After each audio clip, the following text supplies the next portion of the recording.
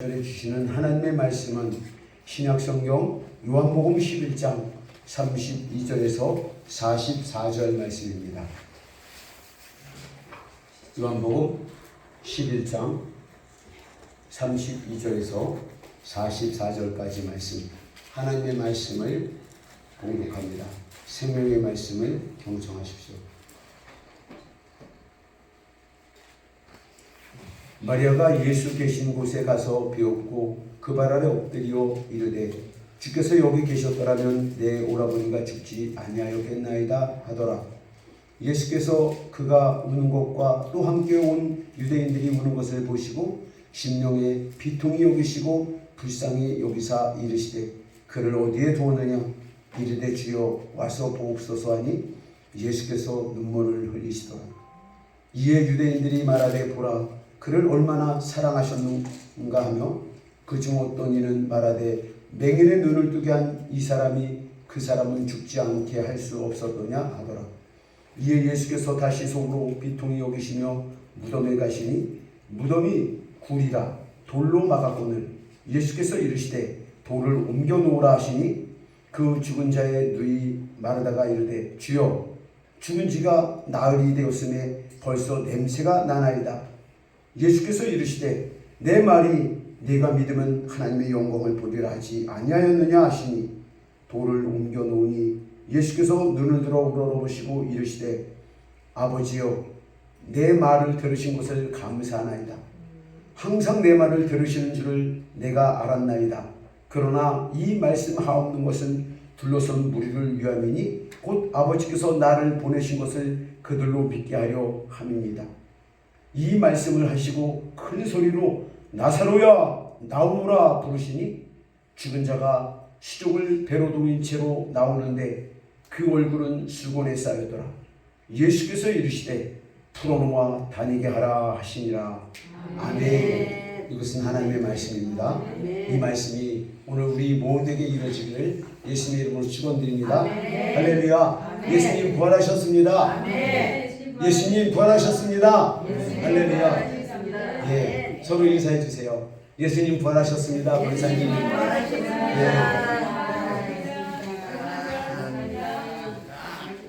부활의 주님이 우리가 함께 하십니다.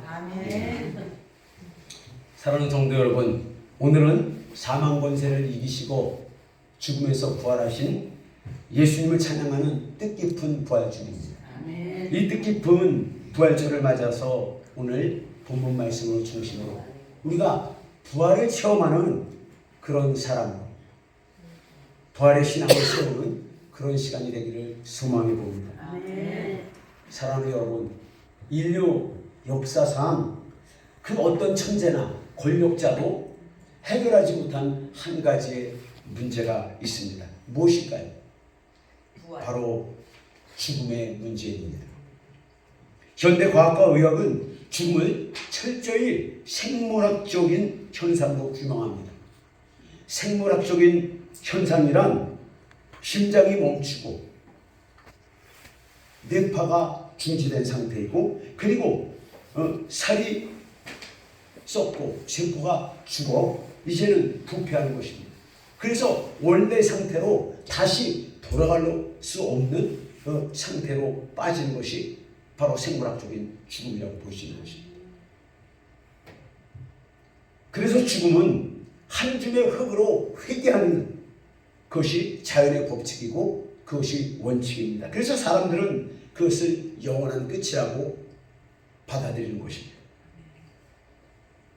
세상 사람들에게 무덤은 절망의 종착역이고 희망이 끊어진 것을 말하는 것입니다. 죽은 나사로의 무덤에 돌문이 닫히는 순간 모든 희망의 불꽃은 사그러지는 것입니다. 그것이 상식입니다. 그래서 마리아도 마르다도 오빠의 죽음 앞에 절망하고 한숨을 짓고 우는 것입니다. 슬퍼하는 것입니다. 우리 역시 마찬가지가 아닐까요?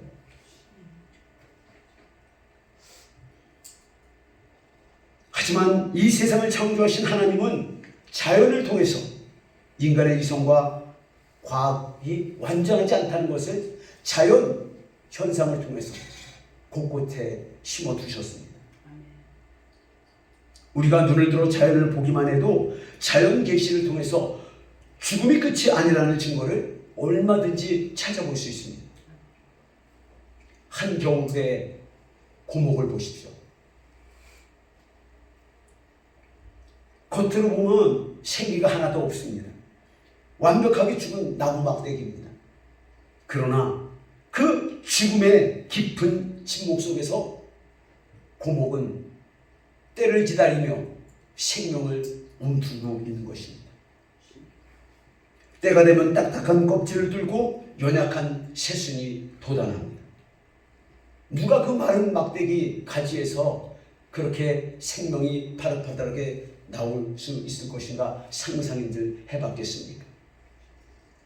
그러나 하나님은 그 죽은 고목나무를 통해서 생명의 부활이 있음을 자연계시를 통해 우리에게 보여주는 시각자료로 만들어 주셨습니다.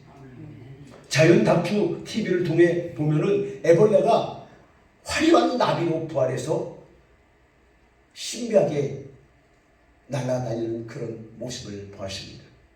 또 물속에 기어다니는 흉측한 수상 애벌레가 그 죽은 깍두기 같은 고치에서 그 고치를 뚫고 잠자리가 나와가지고 하늘을 웅비하며 날아가는 모습을 볼 수 있습니다.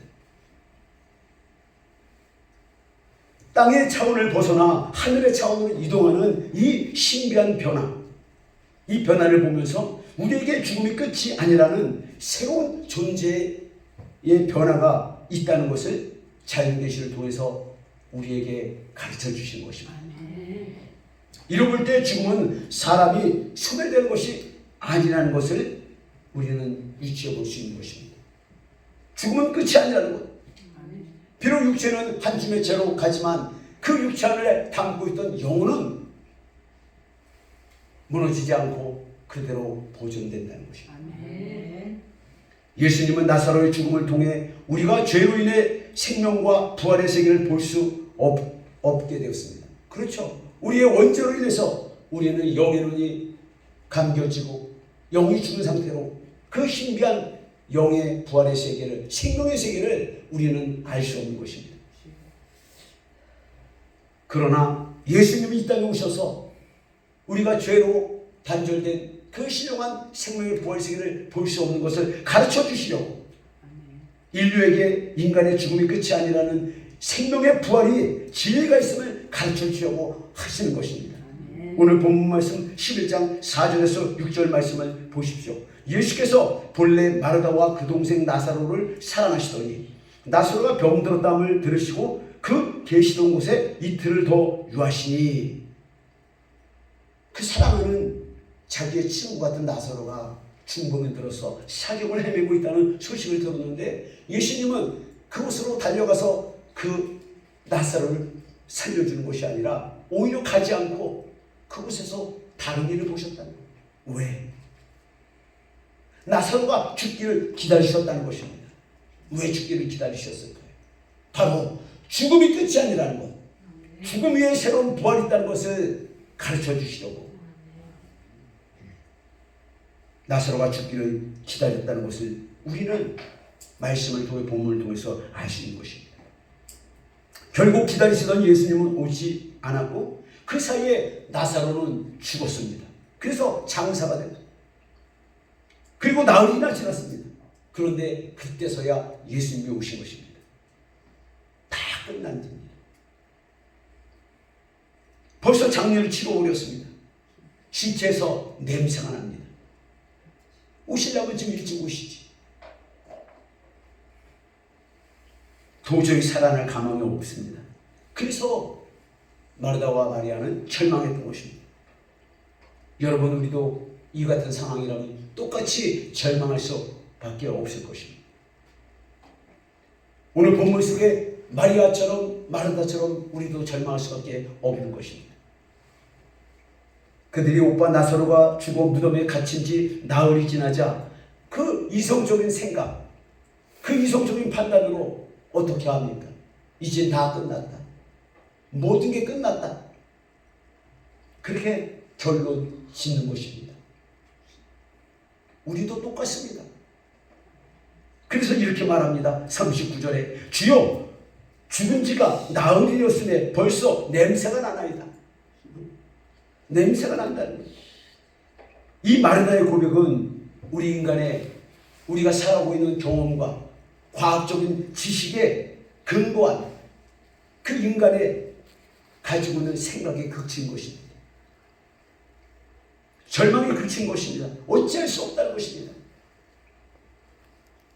예수님은 하나님이시지만 인간으로 오셔서 사람으로 오셔서 우리의 절망과 아픔을 누구보다도 깊이 체험하시는 분이십니다.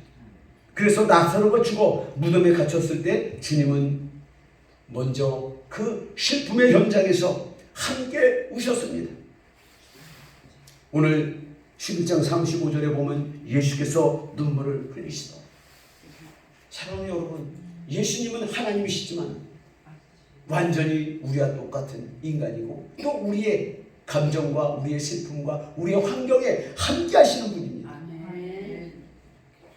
2000년 전 죽음에서 부활하신 생명의 주관자 예수님은 그 무덤 앞에서 눈물을 흘리시던 겁니다. 거기서 끝나는 것이 아닙니다. 주님은 우리의 인간의 과학과 경험과 생각으로 닫아버린 그 돌의 무덤을 먼저 옮겨놓으라고 명령하십니다.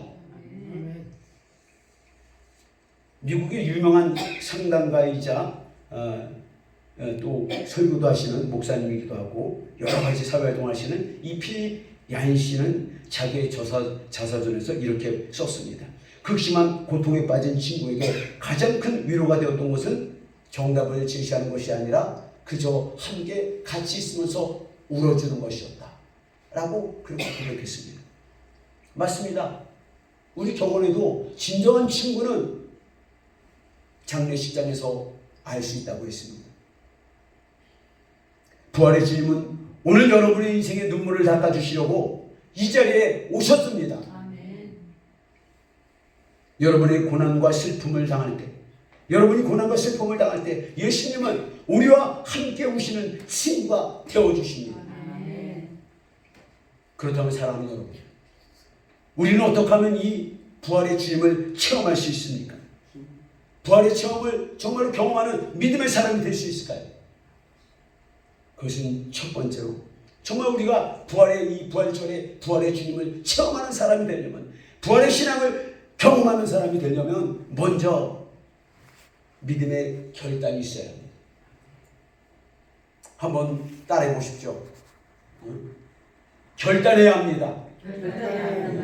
부활을 경험하려면 우리가 결단해야 합니다. 결단은 무엇입니까? 순종하는 것입니다. 예수님은 기적을 행하시기 전에 사람들에게 명령했습니다. 돌을 먼저 옮겨놓으라. 하지만 마르다는 이미 죽은 지가 사흘이 지났기 때문에 인간적인 경험과 생각으로 돌을 옮겨놔도 소용없다는 거예요. 옮겨야 소용없다는 것입니다. 그래서 나흘이 지나서 벌써 냄새가 난다. 이성적인 이유로 거절하는 것입니다. 여기가 바로 우리의 생각의 한계이고 과학의 한계입니다. 이것이 바로 하나님과 우리 사이에 부딪히는 벽인 것입니다. 우리의 경험과 생각으로는 도저히 불가능한 영역인 것입니다. 이제 죽었는데, 끝났는데 이제 와서 뭘 어쩌라고 이렇게 하면서 불신종하는 것입니다. 이 말씀을 우리 교회에 적용해보면 어떤 것입니까? 이번 4월 19일날과 26일날 주님의 명령에 따라서 초청잔치를 하는데, 영혼 초청잔치를 하는데 지금은 전도가 안 됩니다. 써낼 사람이 없습니다. 그러면서 불순종합니다. 소용없다는 것입니다. 지금은 전도할 때가 아니라는 것입니다. 전도해도 안 된다는 것입니다. 전도 대상자를 써내도 소용없다는 것입니다. 이렇게 불순종의 생각으로 하나님의 음성에 주님의 명령에 거역하는 것입니다. 돈을 옮겨봤자 소용없다는 것입니다. 여러분 이렇게 신앙생활하면 주님 앞에 갈 때까지 부활의 삶을 경험할 수 없게 되는 것입니다. 주님 앞에 설 때까지 단 한 영혼도 구원하지 못하게 될 것입니다. 정말 비극적인 삶이 될 것입니다.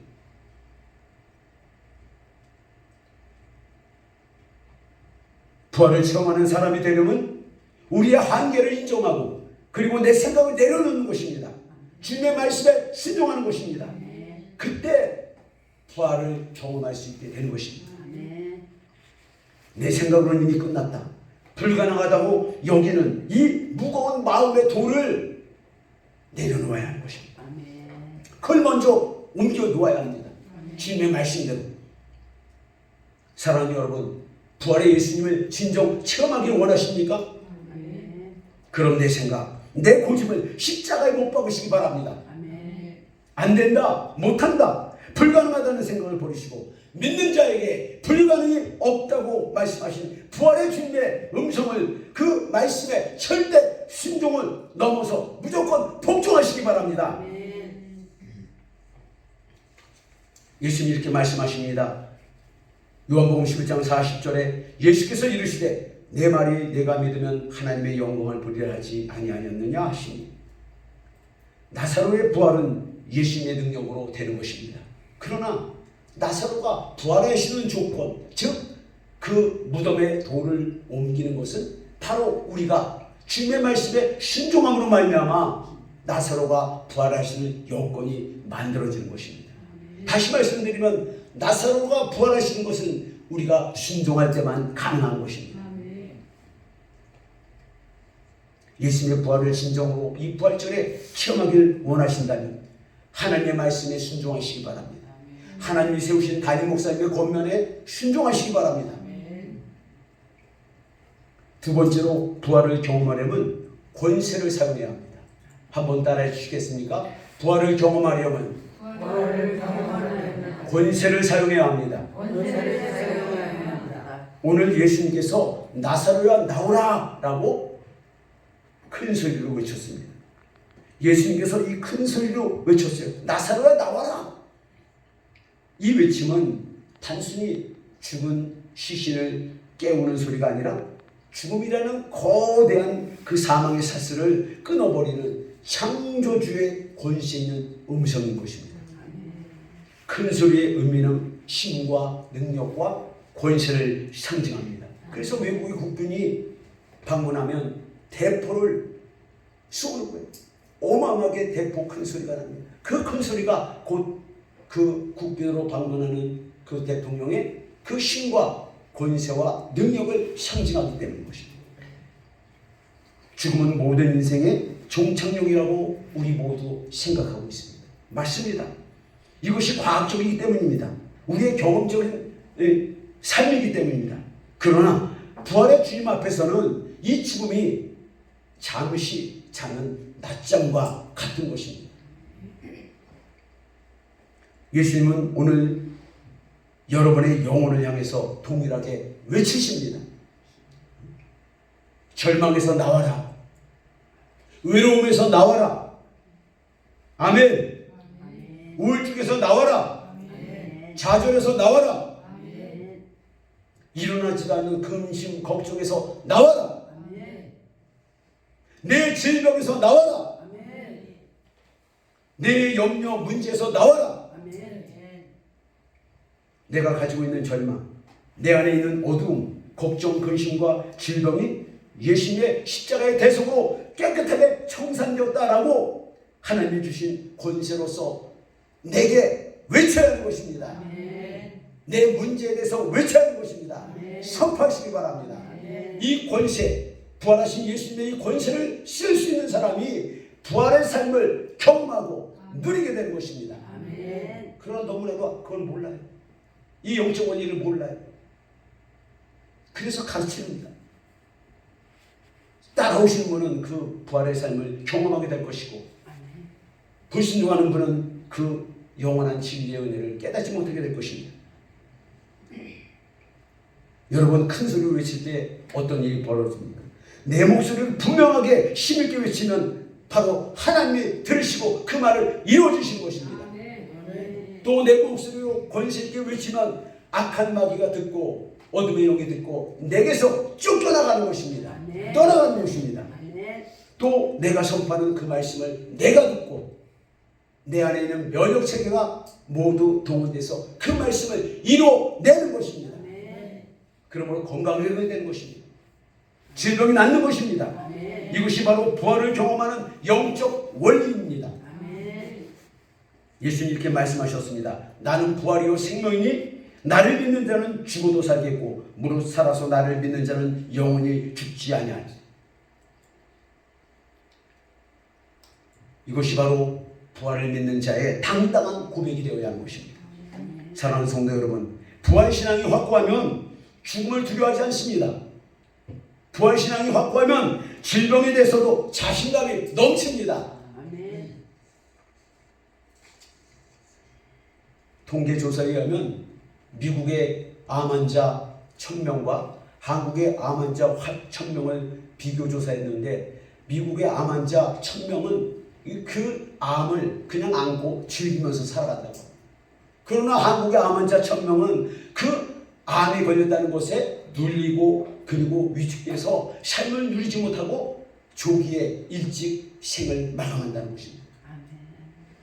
사랑하는 성도 여러분, 부활의 신앙으로 무장하십시오. 병 아무것도 아닙니다.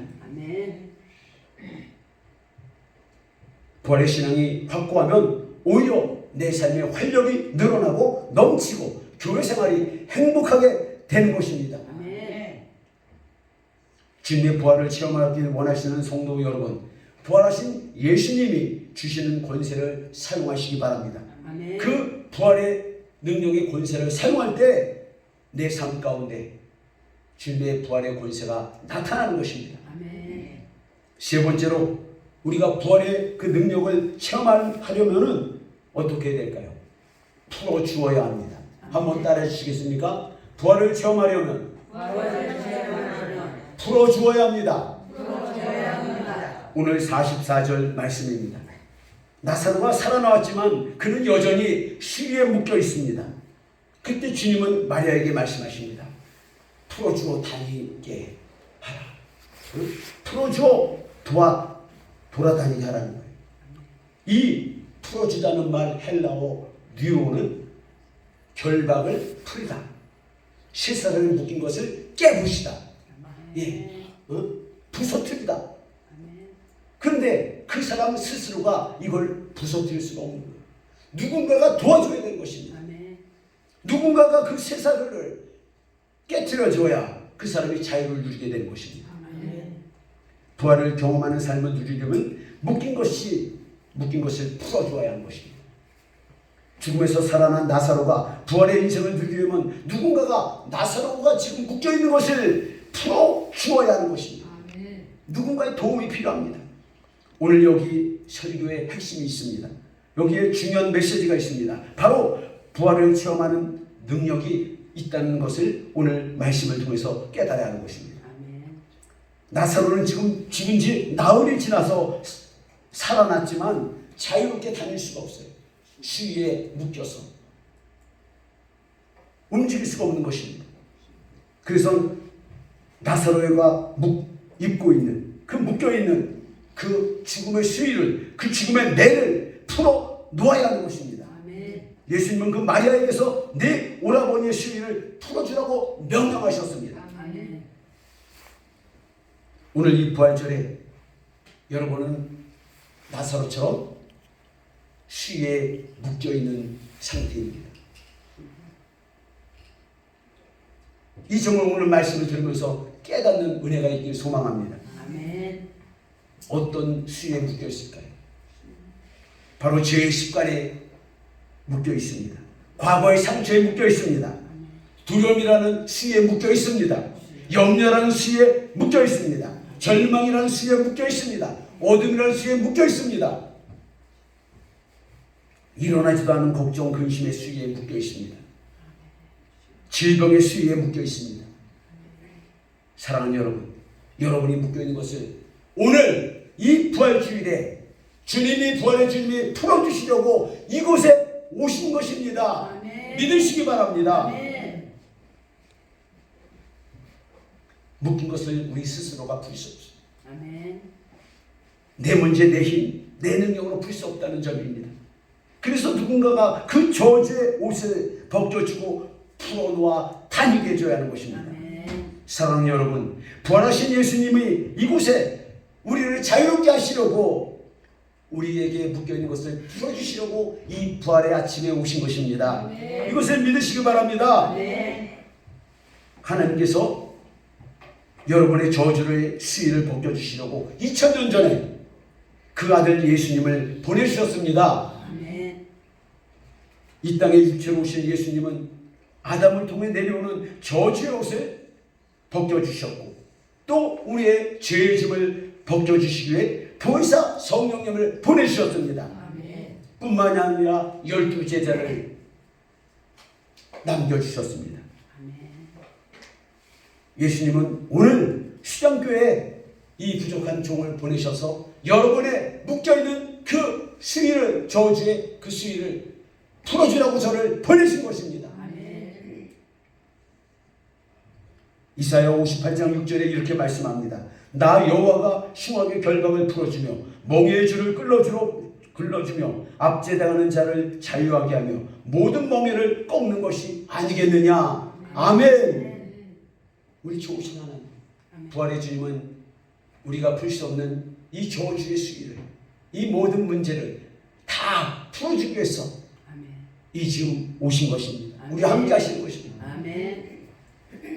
사랑하는 성도 여러분, 부활은 2000년 전 역사적인 사건으로 끝난 것이 아니라 그 부활은 지금도 여전히 진행되고 있는 것입니다. 아멘. 우리의 삶 가운데, 우리의 신앙생활 가운데 아멘. 계속되고 있는 것입니다. 아멘. 우리가 인간적인 경험과 과학적인 한계라는 돌을 믿음으로 옮겨놓을 때, 그리고 순종할 때 주님의 권세를 가진 그 음성, 그 믿음을 가지고 사용하고 선포할 때 우리를 묶고 있는 절망과 질병, 그 모든 수위는 이제 벗겨지게 된 것입니다. 아멘. 그리고 진정한 부활의 주인공의 삶을 누리게 되는 것입니다. 죽음 같은 절망 속에서도 새순을 띄우는 그 신비한 고목처럼 부활의 주님은 오늘 여러분의 문을 닦아주시고 새로운 생명의 길로 인도하고 계신 것입니다. 아멘. 이 부활의 능력을 믿고 당당하게 세상에서, 일터에서, 또 가족에서 누리고 부활의 삶을 정말로 체험하는 우리 모두가 될 수 있기를 예수 그리스도의 이름으로 간절히 축원드립니다. 아멘. 아멘. 기도하시겠습니다.